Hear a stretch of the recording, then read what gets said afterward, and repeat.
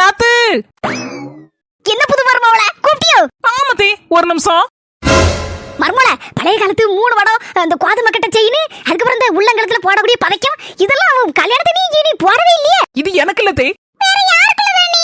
விளக்கமா சொன்னாதான் உங்களுக்கு புரியும்.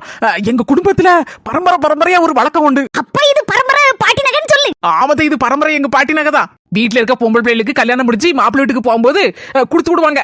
அவங்க கொண்டு போய் அவங்க மாமியாருக்கும் அவங்க நாத்துவுக்கும் அவங்க கையால போட்டு விட்டுறணும். அவங்களுக்கு இதை கொடுத்துடணும்.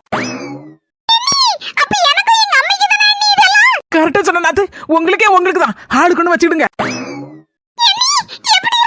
அடி போலி தூள் கிளப்புதேல ரெண்டேரும் உங்க கழுத்துக்குனே அளவெடுத்து செஞ்ச மாதிரிலாம் இருக்கு. தங்கவிக்கு வெள்ளலை எந்த மருமலாவது இப்படி மாமியாளுக்கு கொண்டு வந்து பதக்க சங்கிலி கோதுமை கட்ட செயின் எல்லாம் போடுவாளா? ஆனா என் மருமம் போட்டிருக்கான். என் மருமலுக்கு என்ன